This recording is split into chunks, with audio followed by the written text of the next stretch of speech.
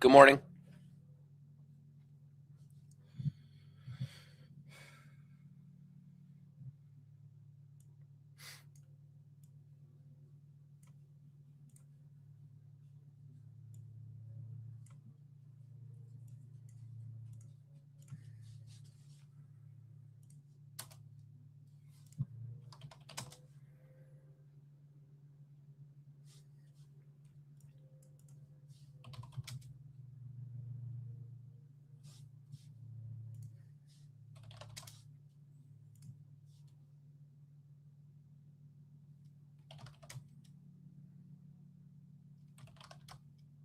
Good morning. Good morning.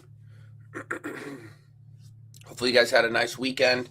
Tons of volatility last night. Obviously, everything to do with crude oil going up to 120 bucks at one point. Was up about 28%, 29%, I think, which is kind of nuts. Not really sure what to make of all that myself, but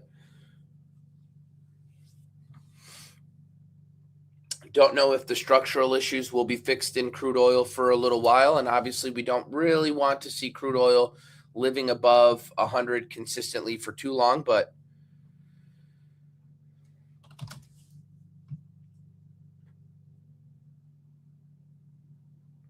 yeah, I mean, that definitely paid off. I don't know if you were holding the futures markets and you were able to trade it last night.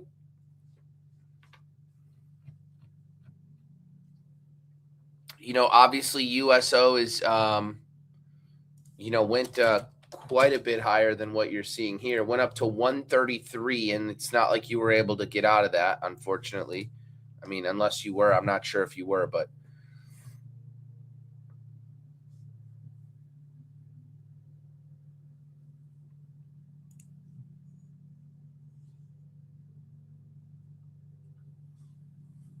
yeah, correct. So if I'm looking to get involved into stocks right now, pullbacks into ascending moving averages are really the only way I want to do that.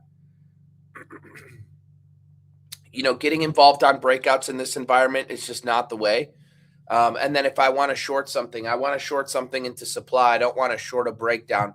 This market's been far too choppy to do that. So, like if you want to short, for instance, similar to how I did Palantir on Friday, you're looking to short when it gets into supply, right into the 200-day. And then, yes, you've kind of been grinding back just a little bit, but you're gapping down, which is the whole idea. So you want to short into supply.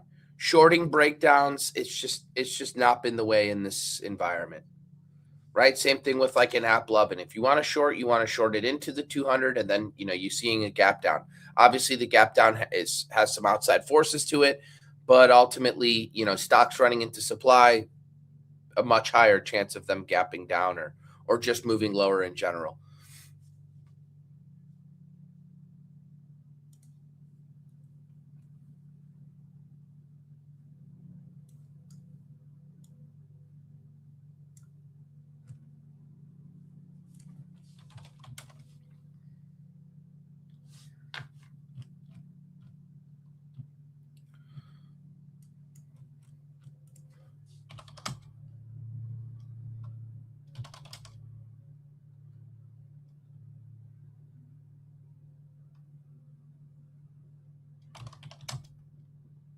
You caught some MSTR off the 50 last week? Yeah, even the 50 when it hit it up here too on the 14th, not bad. I have a short in AVGO. I have a short in GDX. I have a short in Palantir. I have a long in VLO. I have a long in XOM. So I'm long 2 energy names. I'm short a gold name. I'm short a short a semiconductor and short Palantir. So short a software stock.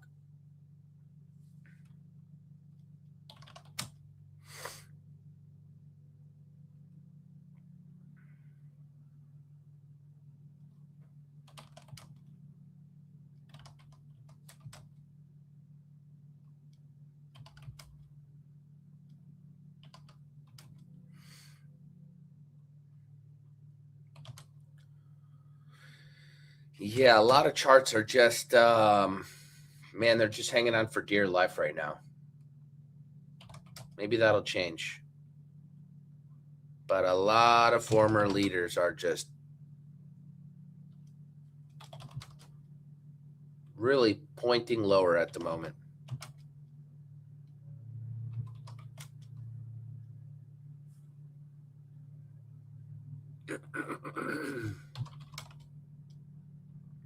Would I be looking to short NOW into the 50? Yeah, we'll see what it looks like at the open.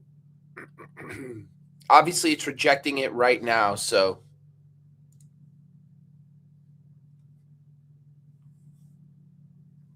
I still have toss. Yeah, they're all my normal charts, but I'm constantly looking at a TV chart. It's a little smoother, at least to like go through my individual names. No, I had to get out and then I reshorted it. So AVGO, and I don't really like the is I don't really love the way the trade is aggregated because if I closed it but then I reopened it the same day, it's still as if I opened it in February, which isn't true, but that's just kind of how the trade is pulled together. But yes, I still have the position. I have a 338.27 at the moment.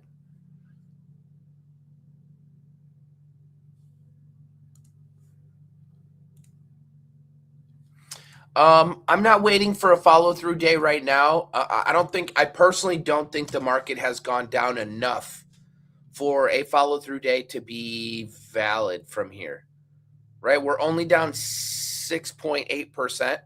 If we went down something like 8 to 10, then maybe. And I would actually prefer us to go down if we were to get down to, last year's highs, now we're talking, right? So we have about another 9% to go.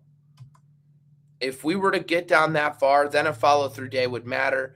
I think at this point, a follow through day still isn't necessary. The question still becomes what names are holding up best? What's leadership? Where are you buying them? How much are you buying? Right? Like normally on a follow through day, you still want to deal with the stocks that have gone down the least. But then you need a follow through day after a 10 to 12 to 15% correction, right? Right now, you don't really need that. You just need clean technical setups to the upside, and they're still buyable. And for me, they're still buyable if the market can start to live and get above the 50 simple moving average. I don't really think you need a follow through day right now. I mean, I guess you could use one, but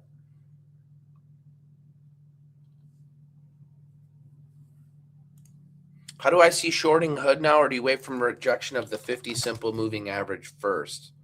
Yeah, no, I wouldn't really be shorting hood. Not the name I would be shorting at the moment. Yeah, they made it a little tough to short an NOW. Same thing with like an App Lovin'. I was short on Friday, but just too strong of a close. And then, you ended up fading off, which was great, but that kind of only allowed me to like cover my short, which I shorted earlier. Um, yeah, it just was a little too strong for me to want to keep over the weekend. So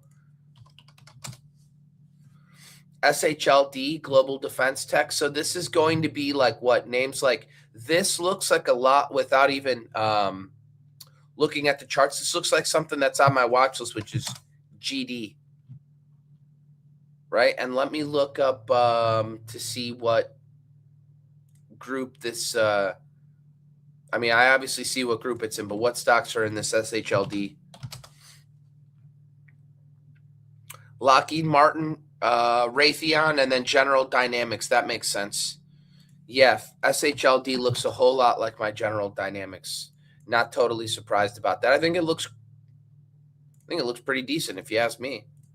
Literally looks a whole lot like General Dynamics. Looks a whole lot like my watch list, to be honest with you.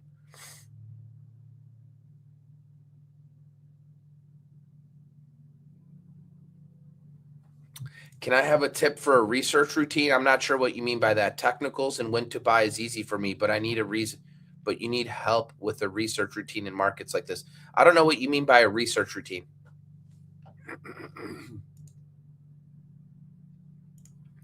I mentioned Palantir short. Can I explain why? Yeah, running into supply, which is the 200 simple moving average. Does it hold below? I have no idea, but this stock to me looks like a late stage base and a breakdown.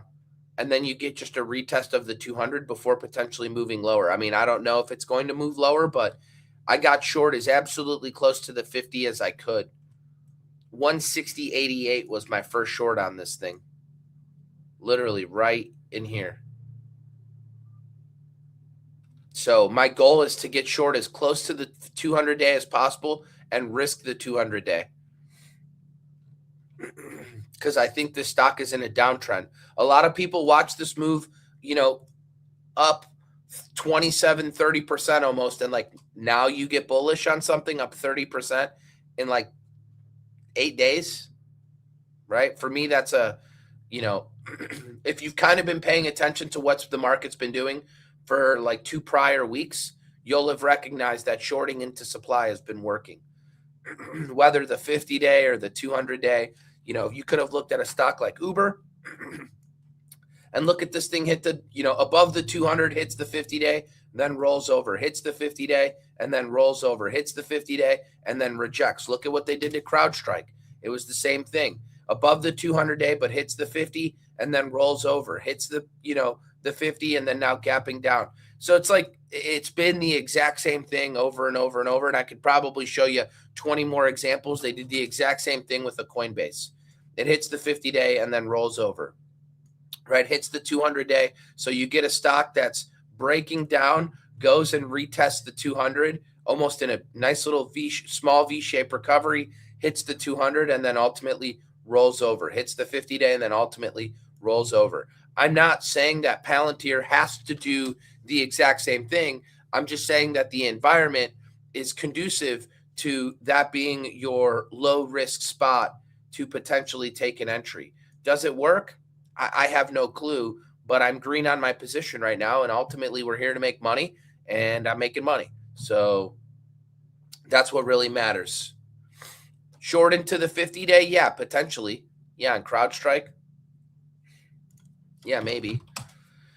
Yeah, UMAC is interesting. UMAC is interesting. Obviously, these drone names, they're really catching a bid.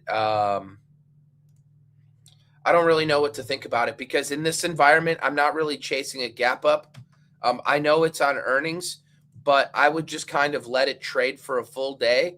And then I would look for a high volume close tomorrow or, just a high volume close setup tomorrow or Wednesday, Thursday, something like that, like a follow through setup in a better market. So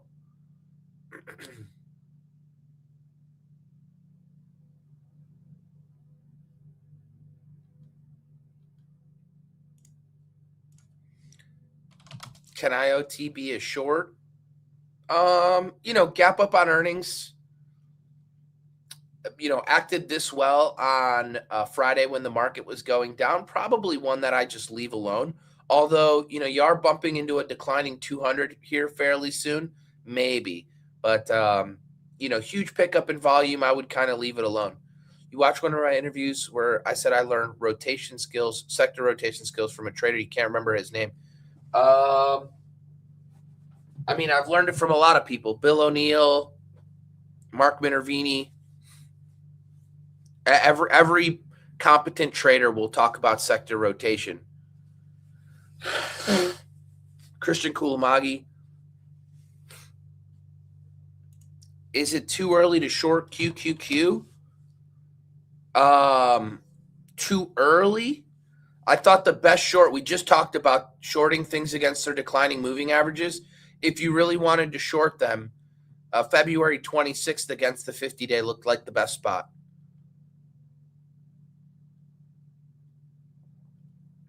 Do I trade pullbacks? Yes. Yes, I do. One of the stocks that I had on my watch list Thursday going into Friday was it RTX? LMT? LMT. This little pullback into the 20-day is a higher low. Right? You just have to be paying attention to it. And now this name's gapping a little higher. Yeah, pullbacks. Every time this thing pulls back right into the 20. Scott, I think that's just one man's opinion. It's not pure gambling out here. You just don't understand what you don't understand, and that's totally fine. But the VIX has nothing to do with you not being able to trade out here. There were setups on Friday. You either took them or you didn't take them. If you shorted, then you're being rewarded. Has nothing to do with the VIX. And it's definitely not pure gambling. As long as you position size right and you know where you're leaving before you enter. So zero edge for one per. And when I complain about the market too, that it's terrible for swing traders, day traders are having a field day out here. So yeah, GME's been building sideways. Yeah. Big sideways range on this one, man. Nat, is that a tanker? Yeah, Nordic American Tankers. Wow. I traded this stock such a long time ago. Wow. Good for this name. No, there's no setup here, though.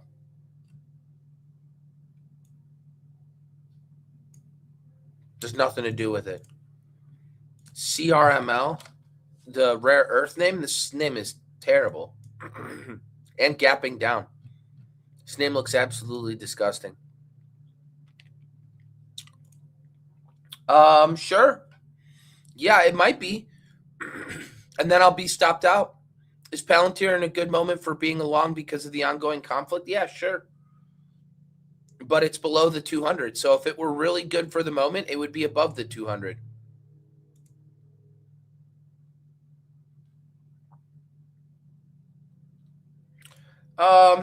It depends how it acts right at the open. My stop is going to be way more near break even at this point. So I added twice to my position. It's just a matter of letting it work. I have a 159.85. So basically call it a 160. Up to 160 is probably where all I need to watch this thing go back up to, and I would get out of it if it's going to hold on to that spot. I do like FSLY. One of the things that I will say is stocks that are holding up best during moments of highest volatility are the stocks that typically tend to lead when that volatility subsides. So when FSLY if it can just go sideways here for a few weeks, let's say the market really unwinds. Let's say the QQQ, for the sake of discussion, really goes all the way down to 540, right? All the way back down here. Okay. If FSLY for the next month can just kind of build sideways, above $17 or something like that, if it can just go sideways for a month, this is the exact kind of stock that I'd want to pay attention to when market volatility is done. Yeah, I saw HIMS. There's some gazillion bag holders on this thing, so probably not a stock I'll be trading. But yeah, maybe it goes higher. I mean, they're still in a downtrend. Regardless of the gap up, they're still below the falling 50, below the falling 200. And, you've got groups of people just pumping this name because they've been pumping it since 50s. Every single down day, they've been talking about buying more, and they've gotten their whole cult following into this damn name. So probably not a stock I trade. If it came up to the 50 or even a little bit higher, I would consider shorting it. Problem is I don't actually know how it's going to trade now that news is out with NVO, because they're going to be able to sell the GLP-1s, if I'm not mistaken. So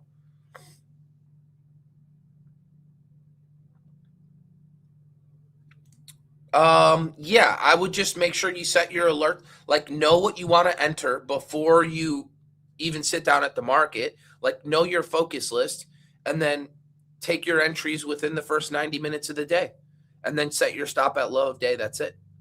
Use limit orders to get out.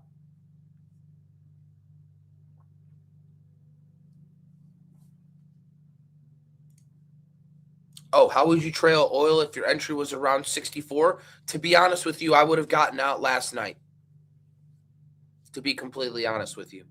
You get a move like that on oil, like if you're long crude and you're long from $64, I would have been out completely into this move. There's absolutely no reason to hold anything this extended from the 50 simple moving average. So I would have gotten out. There's no need to trail at that point anymore. The trade is done and it's about as good as it could have ever gotten. Like, let's just say you bought this on February 18th around 64, like you say, you own it around 64, and you caught a move like that where you caught 80% in 12 days in crude oil.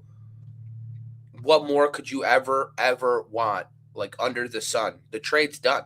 And you get this extended from the 50 this quickly, right? Even this pullback sucks. Why you'd want to hold this kind of a pullback, I have no idea. Or you're talking about a $25 pullback. That's like the $25 pullback is like a move from 64 to 90, right? There's no reason to hold that at all, right? You get out, you sell it all into that strength.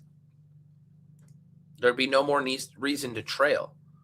Like holding it all the way back down to $75, you're basically giving back like every dollar you made on this damn thing, basically. You don't want to give back $40 and still only take home like a $12 win. Doesn't even make any sense. Got to sell it on to that strength.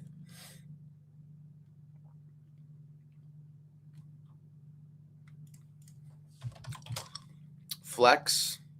Yeah, a little bit below the 50. BW's been a strong one, Jordan. Yeah, this is also the kind of name you just keep your eye on while the market, hopefully pulls back.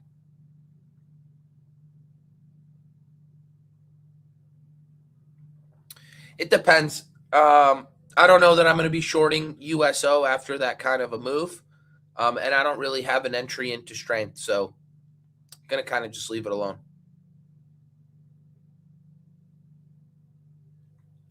Depends what you own. You're down 30K in the last month and counting. You don't do trading, just investing. And you don't know what to do, stay or sell all your positions. Well, I can't answer that question for you. You need to almost know when you go to invest in something or buy something, why did you invest in it, right? You're talking to a trader, and I'm an active trader. I would tell you before you buy anything, you need to know where you're leaving before you ever entered.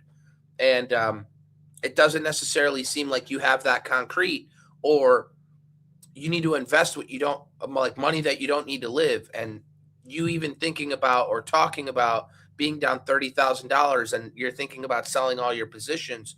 Like, what was your plan before you ever bought this stuff? What do you own? Do you own companies like Amazon? Do you own stuff like Meta and Microsoft and Apple and Tesla and Google? Like, if those are the great companies you own, then, maybe doing nothing with them. But if you own a bunch of speculative stuff, then that's not really investing. That's maybe more akin to gambling. So I'm not really sure. Do I think there's elevated risk owning oil stocks if crude corrects on news? Yeah, one of the things that I obviously noticed is my XOM is up, but it's not up nearly as much as crude oil is. Obviously, I didn't expect it to be up 12%. But for me, it's fairly simple. I held through this pullback, right? And it was above the 20. And ever since then, it's just been building higher lows. There's really no reason for me to exit structurally, right? It just continues to build higher lows on the daily. And so for me, so long as we're above 145, I don't really care what it's doing because I'm already down to my trail position. And I literally took some really awesome trims on this high day, right? February 11th. So there's really not much for me to do throughout this consolidation. Just let it work. And I'm hopeful that this thing can just continue to chop sideways while the 50 catches up. That's all. So, if crude oil pulls back, so long as XOM is above 145, I'll just continue to own it. And then similar story with VLO, right? I own this thing from about $185, a little bit below that. And so long as we're above the 20, I'll just continue to hold it. And I've taken some trims into this strength as well. So there's really not much left for me to do, right? Just let it surf the 20-day. And now the 50-day is also above my average, so I could just be patient. Nothing left to do. Caterpillar at the 50 now, gapping below it. Yeah, who knows what happens here.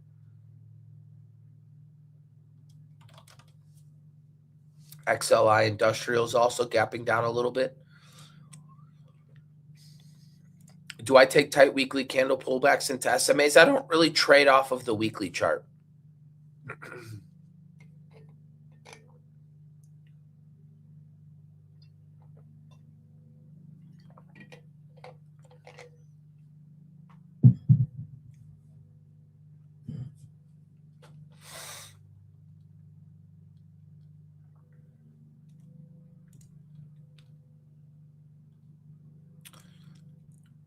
You own Teradyne, main positions, Corning. Okay. So I don't know where you bought these names, but I would assume you're still green on them. You might be down $30,000. You might be down 30 grand on your positions lately, but I'm assuming your portfolio is also green because you own some pretty damn good names.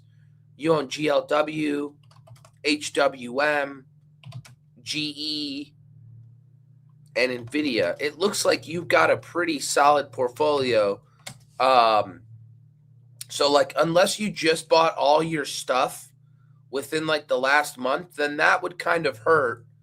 But if you bought them like over the last 3 months, you should be green on all of them, right? And you're just giving back some open gains. Yeah, because it's a low float. BATL performs so well because it's a low float. That's all. It's a low float who had this massive volume day and probably trapped a bunch of shorts. This is called a liquidity trap setup.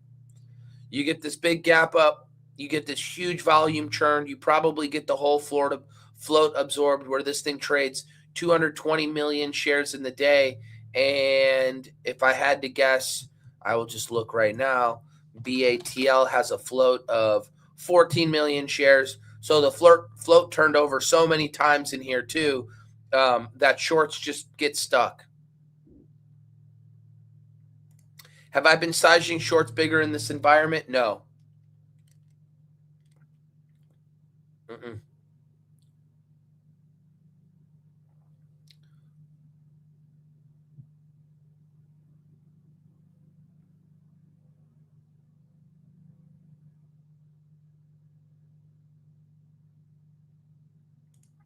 I really don't like price below the 50 simple moving average unless I'm buying it against the 200. If I'm buying it against the 200 and using that like, line in the sand, then I'm okay buying it. But ultimately, um, I don't really like stocks below the 50-day either.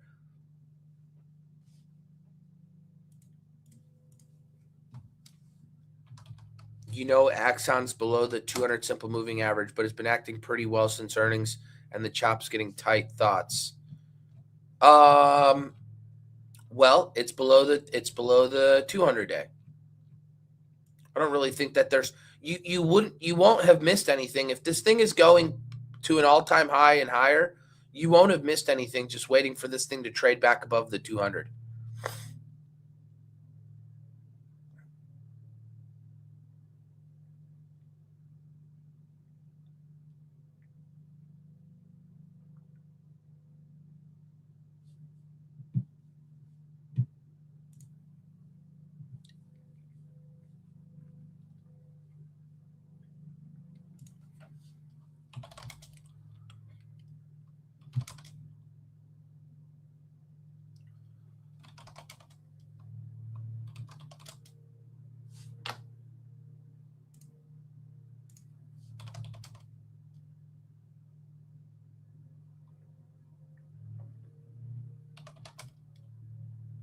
Yeah, TPL is a pretty good looking chart too. A little extended from the 50, but definitely a nice high type flag.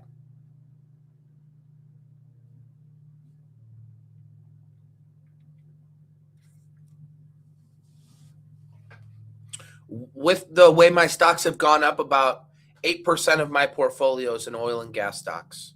I don't have any other longs.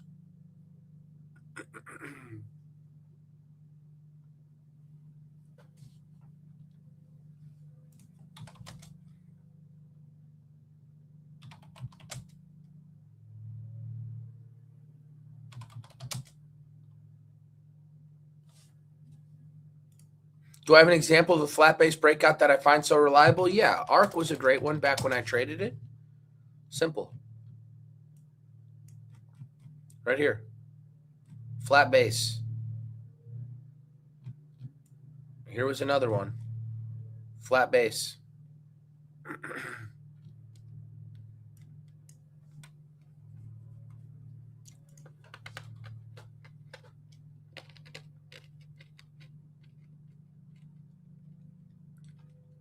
Even like Kinross Gold, the most recent gold moves. Flat base. A GLD. Flat base. They're the most reliable because everybody can see the same thing as you. How do you know that gold's going to break out?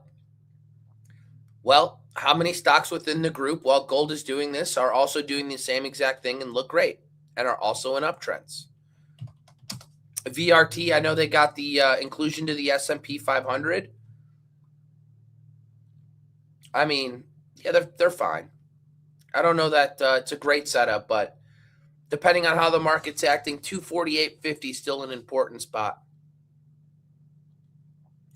If earnings is in pre-market, do I EP at the open? Well, first of all, not every open in an earnings gap up is an EP. We have to remember that EP does not equate earnings gap up. These are different things. EP is like when there's a huge beat and there's a massive gap up, or there's a huge piece of news that is causing the stock to gap up and like changes the trajectory for quarters, upcoming. So you don't ever really know it's an EP until after the fact. And then number two, in this environment, I'm not really buying earnings gap ups. I'm waiting for continuation setups. Yeah, Dell's been holding up pretty well. Obviously, we're dealing with a bit of a gap down at the moment.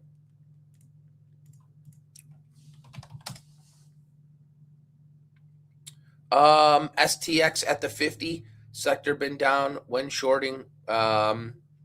Yeah, this is an interesting one. Obviously, we're gapping down. This is a little bit of a bummer because I had a 440 short on this STX into this extension. Kind of sucks, obviously, because I'd be up $100 a share. Wasn't able to really trade this one well enough. But yeah, I wouldn't really go chasing these shorts here at the moment.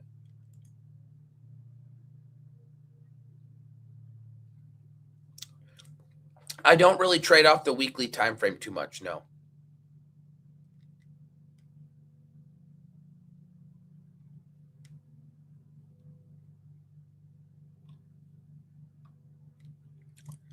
Isn't HIMS an EP? If it were really an EP, would it really still have gapped and still be below the 50 and the 200? If the news was like that company changing for HIMS, would it still be below the 50 and the 200?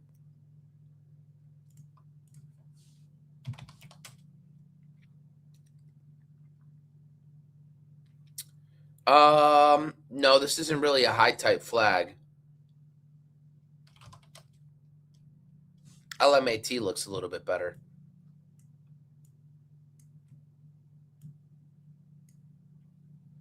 Trade's so thin intraday, though. So thin. I would avoid these completely. Iron for a short. Yeah, I was just looking at it. It looks like total shit. But I wouldn't short this. I've mentioned this a bunch of times now. I'm not looking to short breakdowns in this environment. I'm only looking to short rejections of key moving averages. Look at the way this thing hits the 50 and then rejects. Look at the way it hits the 50 and then rejects. I'm not looking to short breakdowns in this environment. RELY needs a little bit more work. LB is an energy stock, if I'm not mistaken. Lambridge. Huge consolidation. Um, yeah, I don't know what to make about Lambridge. Either a pullback into the 20 or a breakout over 76. Alcoa's on my no trade list right now. Way too choppy right now. Way too choppy.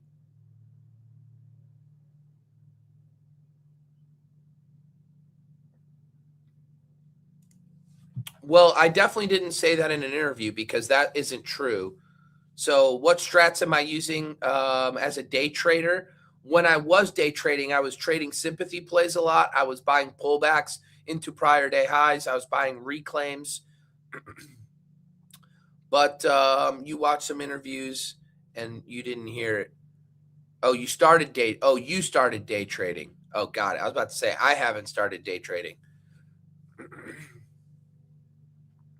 Yeah. Well, I used to day trade. That's how I got my start, but I don't day trade anymore. It's just not really something that I care to do because it doesn't really move the needle on my account. I don't really care for C. That's a bank, Citigroup. I don't care about Unity. That's a crummy software at the moment. And I don't really care about Micron. The memory stocks don't look all that great.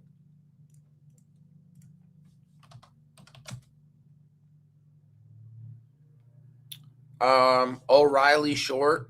This is probably just a name I would leave alone altogether. Like this name is like one of these forever uptrenders. Probably do nothing with this one for me. Spotify and Netflix wait for pullback. I would just avoid those as well. You know, maybe they go higher in time, but I don't really see anything to do with these names. You know, despite this recent bounce, they are still technically in downtrends below a falling 200. RCAT.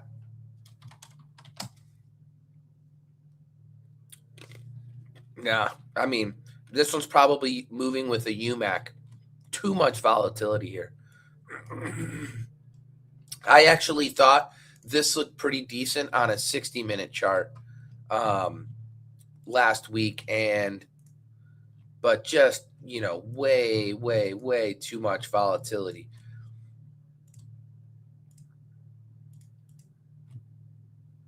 Yeah, I mean it gave the whole damn move back.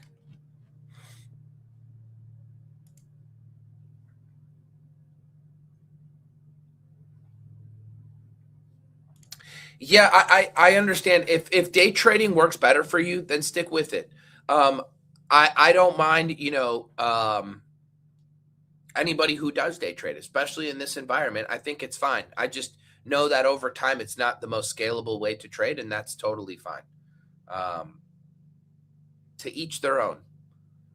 To each their own. If you have a smaller account and you want to day trade, fine. Just know that it's definitely not the easier way to trade in a trending environment. Keyword on trending. We're not really in a trending environment, so the undercut on MU, got it. So you're looking at the undercut of this level and then playing it as a UNR? Yeah, possible.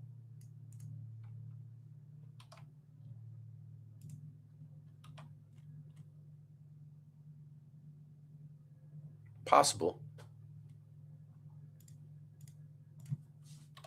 PL.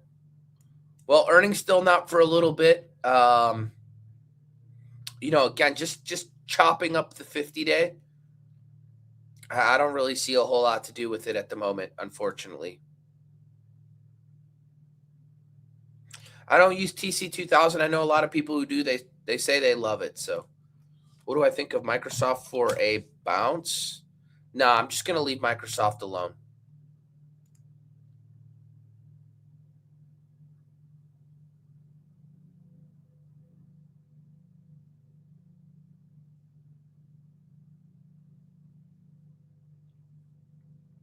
Well, energy's still outperforming.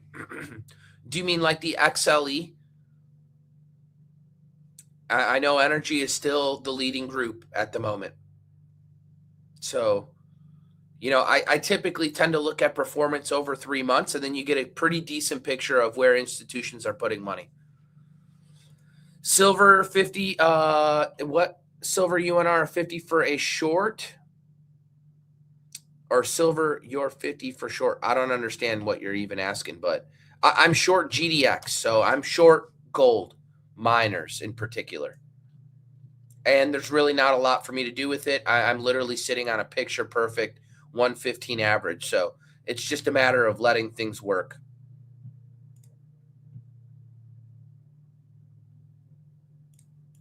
PM, interesting spot. Philip Morris, the cigarette names. Yeah, against the 200. I'm probably leaving these things alone, though. Right? I am going to keep an eye on the XLP, which is consumer staples, but for now, I'm just going to leave them alone. How can you tell if a stock is overextended? Take its average daily range, divide it by the distance from the 50 simple moving average. If it's more than 4 times, if it's a multiple greater than 4, it's extended.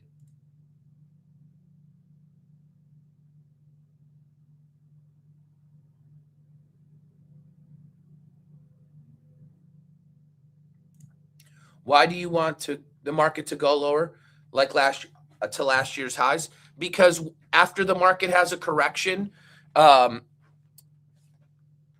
swing trades is a whole lot easier. The bigger the correction, the better the reward on the opposite side of that correction.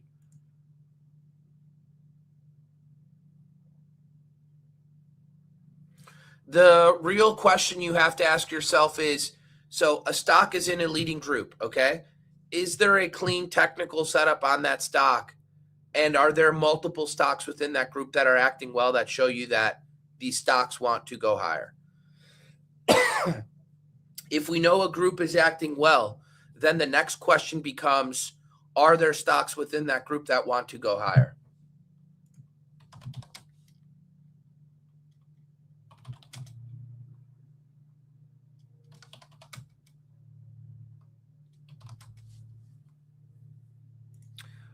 I cover Netflix. I want to say somewhere in here. Might have been on Tuesday or Wednesday.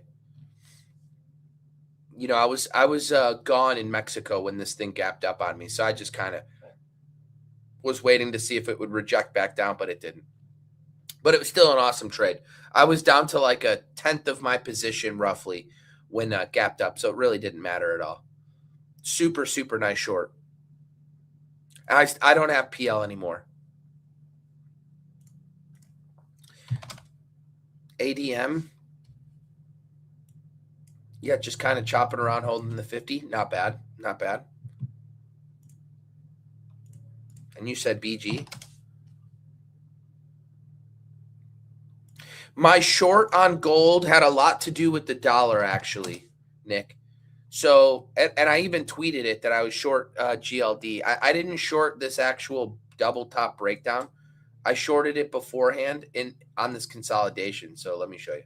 So when we first broke down, then I saw this thing consolidating, right? And then I got short 115s. That was it. And then my stop was 117 and change, so high a day, right? Very, very tight stop to begin with. And then, you know, you get the gap down, and it had a lot to do with the dollar acting well. Dollar up, gold down. Pretty simple. No need to overthink it more than that. LINC, way too thin. Way too thin. $21 million a day? Oh my goodness. Yeah, it's untradeable. Untradeable.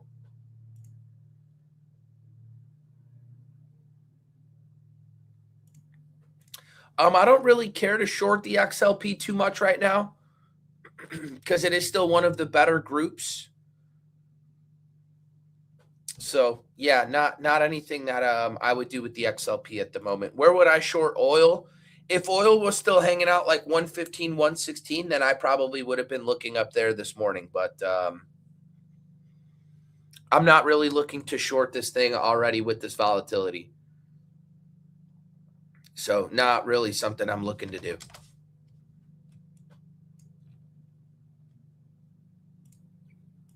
Nah, I'm going to leave ONDS alone. price action on this thing just kind of sucks, honestly.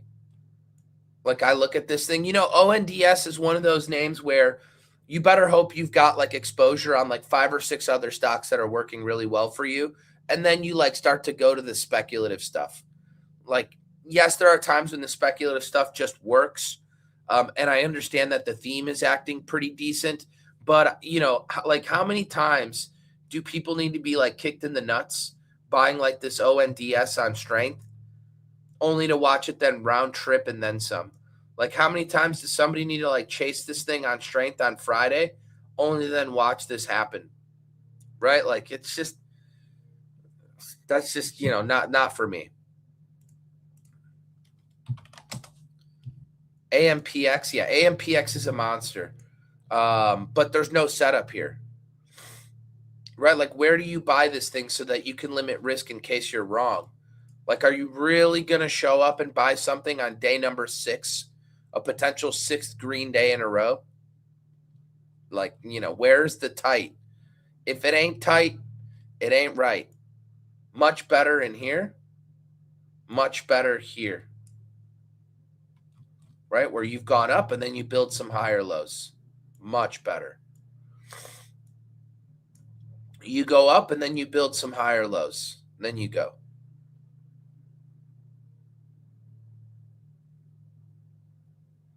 Now, you shouldn't even focus on thinner stocks in general. They just don't trade cleanly. Like, why would you focus on like a thinner stock when you've got so many stocks that trade up north of $100 million? Like even like a, like a UMAC, for instance.